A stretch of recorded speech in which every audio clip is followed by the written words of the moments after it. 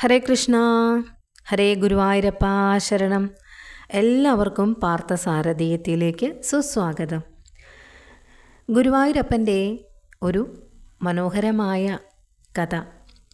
പണ്ടൊരിക്കൽ ഗുരുവായൂർ ക്ഷേത്രത്തിനടുത്തായി ഗുരുവായൂരപ്പൻ്റെ പരമഭക്തനായ ഒരു കൃഷിക്കാരനുണ്ടായിരുന്നു. ഈ കഥ എല്ലാവരും കേട്ടിട്ടുണ്ടാവും എന്ന് തോന്നുന്നു. എന്നിരുന്നാലും ഒന്നുകൂടെ കേൾക്കാം. ഭഗവാന്റെ കഥകൾ എത്രയെത്ര കേട്ടാലും ആർക്കും തന്നെ, ഭഗവാന്റെ പ്രിയപ്പെട്ടവർക്കാർക്കും തന്നെ ഒരു മടുപ്പും തോന്നാറില്ല. അപ്പോൾ അങ്ങനെയിരിക്കെ ഒരു ദിവസം രാത്രിയിൽ ആ കൃഷിക്കാരൻ ഒരു സ്വപ്നം കണ്ടു. 5-6 വയസ്സു മാത്രം പ്രായം തോന്നിക്കുന്നൊരു കോമള ബാലൻ തൻ്റെ സമീപത്ത് വന്ന് പുഞ്ചിരി തൂകിക്കൊണ്ട് പറയുകയാണ്, എനിക്ക് പച്ചപ്പയറിൻ്റെ ഉപ്പേരി വേണം. ഉപ്പേരി കഴിക്കാൻ തോന്നുന്നു. ഇത്തിരി പച്ചപ്പയർ നാളെ ഗുരുവായൂർ ക്ഷേത്രത്തിൽ എത്തിച്ചു തരാമോ? അദ്ദേഹത്തിൻ്റെ തോട്ടത്തിൽ നിന്ന് കുറച്ചു പച്ചപ്പയർ തനിക്ക് ഉപ്പേരിക്കായി ഗുരുവായൂർ ക്ഷേത്രത്തിൽ എത്തിക്കണമെന്ന് പറഞ്ഞതായിട്ടായിരുന്നു അദ്ദേഹം സ്വപ്നം കണ്ടത്. ഗുരുവായൂരപ്പൻ നേരിട്ട് വന്ന് ഒരു സാധനം ആവശ്യപ്പെടുക എന്നത് ഒരു ഭക്തന് കൈവരുന്ന ആ പരമഭാഗ്യത്തെ ആലോചിച്ച് ആ മഹാഭക്തൻ്റെ സന്തോഷം ഇരട്ടിച്ചു. അങ്ങനെ ഉറച്ച വിശ്വാസത്തോടുകൂടി ആ ഭക്തൻ പിറ്റേ ദിവസം രാവിലെ നേരത്തെ തന്നെ എണീച്ച് കുളിയെല്ലാം കഴിഞ്ഞ് ശുദ്ധമായി കുറേ നല്ല പച്ച പയർ നോക്കി പറിച്ചെടുത്ത് ക്ഷേത്ര പരിസരത്തെത്തി. അക്കാലത്ത് അദ്ദേഹത്തിന് ക്ഷേത്രത്തിനകത്തേക്ക് പ്രവേശനം ഇല്ലാതെയിരുന്ന ആ ഒരു സമയം ആ ഭക്തൻ ക്ഷേത്രമധികാരികളെ ദൂരെയുള്ള അമ്പലത്തിൽ നിന്നും പുറത്തേക്ക് വിളിച്ചു വരുത്തി ഈ പയർ അവരുടെ കയ്യിൽ ഏൽപ്പിച്ചു.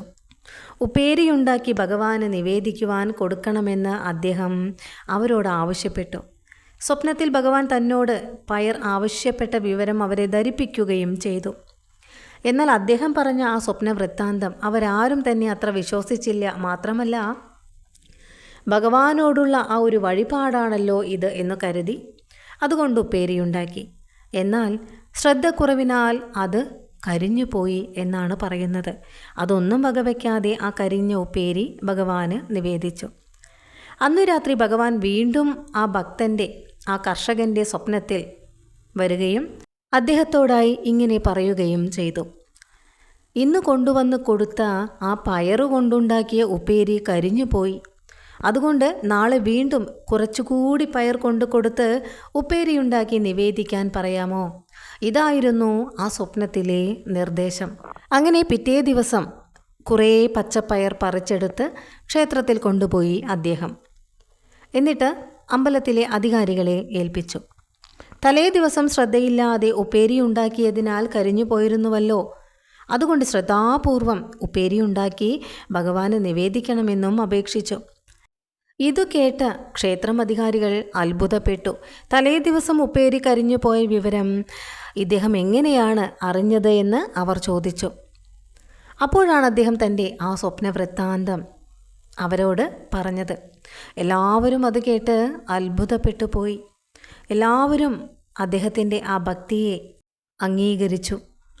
പരമഭക്തന്മാർക്കും അതിഭാഗ്യവാന്മാർക്കും മാത്രം കിട്ടുന്ന ആ അസുലഭ അനുഗ്രഹം കിട്ടിയ ആ പുണ്യാത്മാവിനെ സ്മരിക്കുന്നതും ഭാഗ്യം. കാരണം ഭക്തഭൃത്യനല്ലേ നമ്മുടെ പൊന്നു ഗുരുവായൂരപ്പൻ. ഭഗവാന്റെ മുന്നിൽ എല്ലാവരും സമന്മാരാണ്. പക്ഷേ ഭഗവാന്റെ ചില പ്രത്യേകമായ ഭക്തരുണ്ട്. അവരുടെ മുന്നിൽ കണ്ണൻ സ്വപ്നത്തിലും നേരിട്ടും എല്ലാം എത്തുന്നു. ചില ആളുകൾ പറയാറുണ്ട്, എന്തുകൊണ്ടാണ് ഭഗവാനെ ഭജിക്കുന്നവർക്കെല്ലാം ഒരേപോലെയുള്ള ഫലപ്രാപ്തി ലഭിക്കാത്തത്? എന്തേ കണ്ണാ നീ കൃപ ചൊരിയുന്നതിൽ പക്ഷഭേദം കാണിക്കുന്നുണ്ടോ? നമ്മുടെ ചില അനുഭവങ്ങൾ കൊണ്ട് പലപ്പോഴും ഇങ്ങനെ ഒരു ചോദ്യം പലപ്പോഴും കണ്ണനോട് ചോദിക്കാറുണ്ട്. ആണായാലും പെണ്ണായാലും ഏതു ജാതിയിലോ കുലത്തിലോ പെട്ടതായാലും ഭഗവാൻ എല്ലാവരും ഒരുപോലെയാണ്. ഈ വേർതിരിവുകൾ കാണുന്നത് നമ്മളാണ്. ഗുരുവായൂരപ്പൻ ധനികനെന്നോ ദരിദ്രനെന്നോ രോഗിയെന്നോ പണ്ഡിതനെന്നോ പാമരനെന്നോ ഒന്നും നോക്കാതെ എല്ലാവർക്കും അനുഗ്രഹം ഒരുപോലെ ചൊരിയുന്നു. അതനുഭവിക്കണമെങ്കിൽ അതീവ ജാഗ്രതയും ഭഗവാൻ കൈവിടില്ല എന്ന ആ ഒരു ദൃഢമായ ഉറപ്പും ഉണ്ടാവണം. അതല്ല എങ്കിൽ ഭഗവാൻ കൃപ ചൊരിഞ്ഞാലും നമുക്കത് അനുഭവമാകില്ല. ഇത് മനസ്സിലാക്കാൻ ഒരു കൊച്ചു കഥ പറയാം. പണ്ട് രാജഭരണം നിലവിലിരുന്ന കാലത്ത് പ്രജാക്ഷേമ തൽപരനും ഈശ്വരഭക്തിയുള്ളവനുമായൊരു രാജാവുണ്ടായിരുന്നു. ആ രാജാവിൻ്റെ ഭരണത്തിൻ കീഴിൽ പ്രജകളെല്ലാവരും വളരെ സന്തോഷത്തോടുകൂടി ജീവിച്ചു. സ്വന്തം കുടുംബാംഗങ്ങളെ എന്ന പോലെ അതീവ ശ്രദ്ധയോടെയാണ് തൻ്റെ പ്രജകളെയും അദ്ദേഹം പരിപാലിച്ചത്. അങ്ങനെയിരിക്കെ ആ രാജ്യത്ത് ഒരുപാട് കാലം മഴ പെയ്തില്ല. കഠിനമായ വരൾച്ചയിൽ ജനങ്ങൾ വലഞ്ഞു. മഴ പെയ്യാനായി രാജാവ് ധാരാളം പൂജകളും ഹോമങ്ങളും എല്ലാം നടത്തി. എങ്കിലും ഒന്നിനും തന്നെ ഫലമുണ്ടായില്ല. അദ്ദേഹത്തിൻ്റെ പൂജയിലും ഭക്തിയിലും ജനങ്ങൾ അതൃപ്തി പ്രകടിപ്പിച്ചു തുടങ്ങി. ഇത്രയും കാലം വളരെ നന്നായി പരിപാലിച്ചതെല്ലാം മറന്ന് പ്രജകളിൽ പലരും ഈ രാജാവിനെ കുറ്റപ്പെടുത്തുവാൻ തുടങ്ങി. രാജാവ് നല്ലതല്ലാത്തത് കൊണ്ടാണ് പ്രജകൾക്ക് ദുരിതം വന്നു കൂടുന്നത്. വെറുതെ നാമജപവും പൂജയും കൊണ്ട് എന്താണ് കാര്യം? രാജ്യത്തെ വരൾച്ചയെ നേരിടാനുള്ള വഴി എന്തെങ്കിലും നോക്കാതെ ഇദ്ദേഹം വെറുതെ നാമജപം ചെയ്തുകൊണ്ട് ഇരുന്നിട്ട് എന്താണ് കാര്യം എന്നെല്ലാം പറയാൻ തുടങ്ങി. ഇതെല്ലാം കേട്ടപ്പോൾ അദ്ദേഹത്തിന് വലിയ വിഷമം തോന്നി. രാജാവ് പൊട്ടിക്കരഞ്ഞുകൊണ്ട് ഭഗവാനോട് ചോദിച്ചു, അല്ലയോ ഭഗവാനെ, അവിടുന്ന് എന്തുകൊണ്ടാണ് അടിയൻ്റെ പ്രാർത്ഥന കേൾക്കാത്തത്? എൻ്റെ പ്രജകളെല്ലാവരും വല്ലാതെ ദുരിതം അനുഭവിക്കുന്നുവല്ലോ. എൻ്റെ പ്രവൃത്തിയിൽ എന്തെങ്കിലും പിഴവ് സംഭവിച്ചുവോ എങ്കിൽ അതെനിക്ക് അങ്ങ് മനസ്സിലാക്കി തന്നാലും എന്നെല്ലാം ഭഗവാനോടായി പറഞ്ഞു. ഇതിന് ഉത്തരമായി അന്ന് രാത്രി രാജാവിന് ഭഗവാൻ ഒരു സ്വപ്നദർശനം നൽകി. ഭഗവാൻ പറഞ്ഞു, ഒട്ടും വിഷമിക്കേണ്ട, നീ എൻ്റെ പ്രിയപ്പെട്ട ഭക്തൻ തന്നെയാണ്. നിൻ്റെ കർമ്മങ്ങൾക്കോ പ്രവൃത്തികൾക്കോ ഒരു പിഴവും സംഭവിച്ചിട്ടില്ല. പക്ഷേ ഈ രാജ്യത്ത് തന്നെ എൻ്റെ ഒരു പരമഭക്തനുണ്ട്. അദ്ദേഹം വന്ന് ഭജന പാടി ആനന്ദ നൃത്തം ചവിട്ടുമ്പോൾ മാത്രമേ ഇവിടെ മഴ പെയ്യൂ.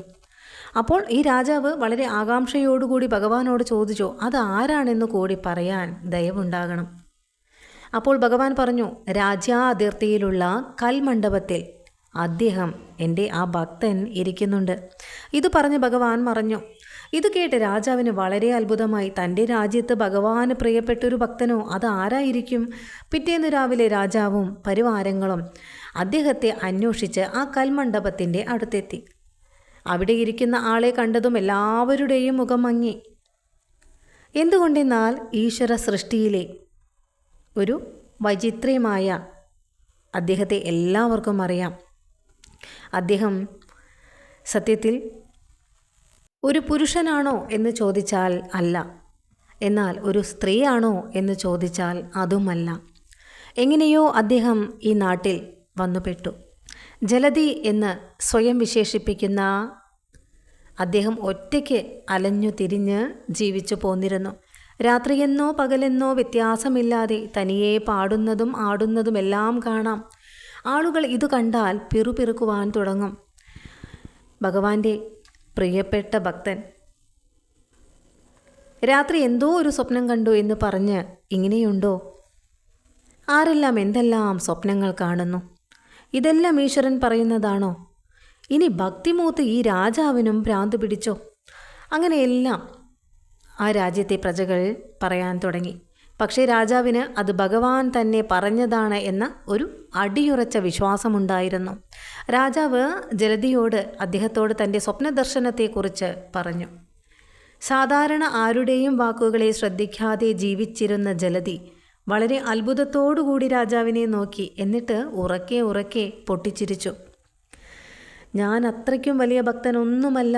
ഭഗവാന് എന്നോടുള്ള കാരുണ്യം കൊണ്ട് ഭഗവാൻ അങ്ങയോടിത് പറഞ്ഞതാണ്. അപ്പോൾ രാജാവ് പറഞ്ഞു, ഭഗവാൻ തന്നെയാണ് അങ്ങയെ എനിക്ക് കാണിച്ചു തന്നത്. ഈ രാജ്യത്തിൻ്റെ ക്ഷേമത്തിനു വേണ്ടി അങ്ങ് എന്നോടൊപ്പം വരണം.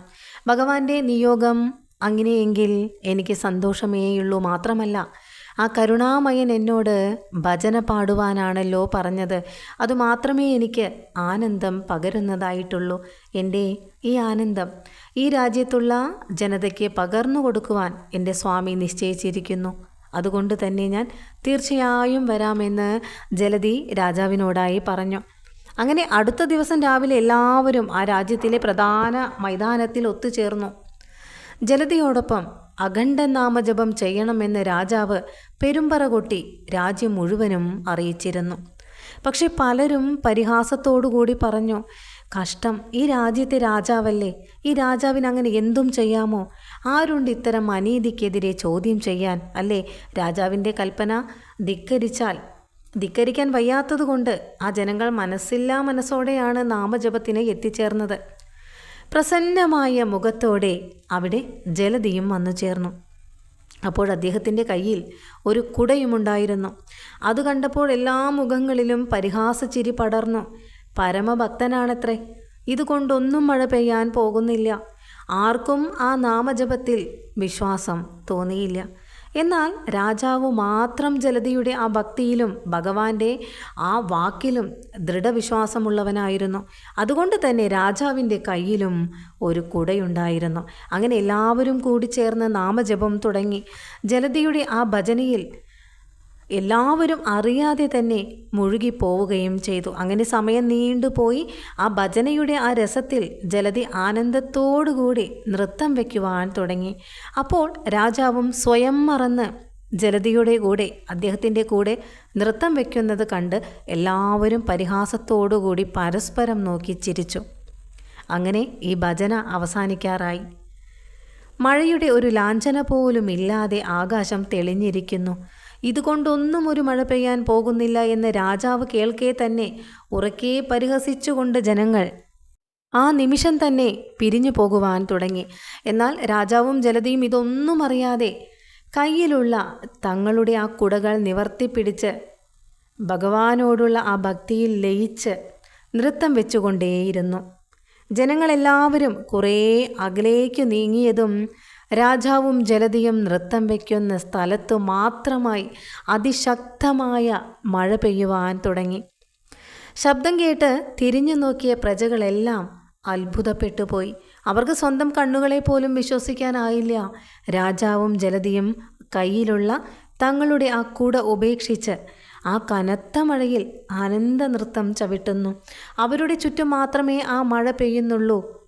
ഒരു പ്രത്യേക പരിധി കഴിഞ്ഞ് ഒരു തുള്ളി ജലം പോലും ആകാശത്തു നിന്നും താഴെ പതിക്കുന്നില്ല. എന്തുകൊണ്ടാണ്? ഭഗവാന്റെ ആ വാക്കുകൾ അവർ വിശ്വസിച്ചതുകൊണ്ടാണ്. അങ്ങനെ ഈ ജനങ്ങൾക്ക് തങ്ങളുടെ ആ തെറ്റ് മനസ്സിലായി. അവരുടനെ തന്നെ ഓടി വന്ന് ജലധിയുടെയും രാജാവിൻ്റെയും പാദങ്ങളിൽ വീണ് മാപ്പ് അപേക്ഷിച്ചു.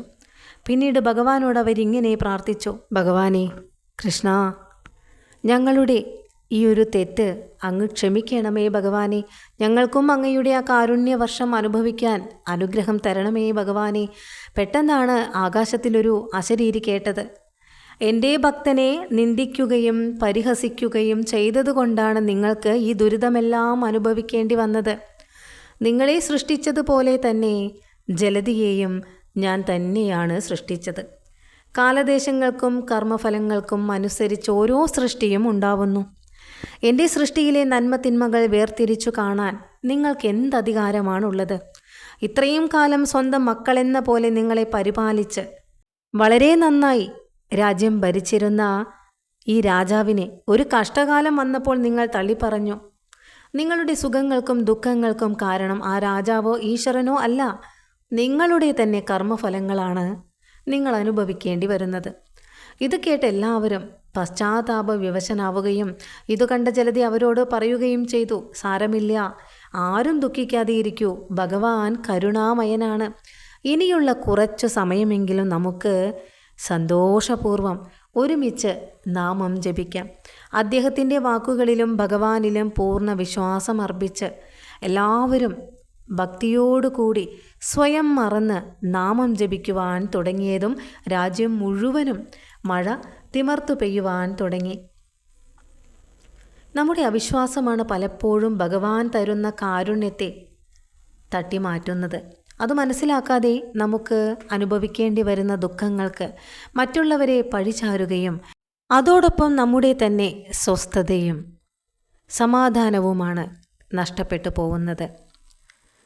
ഭഗവാന്റെ കൃപയ്ക്ക് യോഗ്യതയായി കണക്കാക്കുന്നത് പരിശുദ്ധമായ ഭക്തി നിറഞ്ഞ ഹൃദയം മാത്രമാണ്. പലപ്പോഴും നമ്മിലേക്ക് വന്നു ചേരുന്ന നന്മകളെ പോലും വഴിമാറ്റിവിടുന്നത് സത്യത്തിൽ നമ്മുടെ വിപരീതമായ ചിന്താഗതികൾ തന്നെയല്ലേ? എല്ലാവർക്കും ഭഗവാന്റെ അനുഗ്രഹം ഉണ്ടാവട്ടെ എന്ന് പ്രാർത്ഥിച്ചുകൊണ്ട് ഹരേ ഗുരുവായൂരപ്പ ശരണം.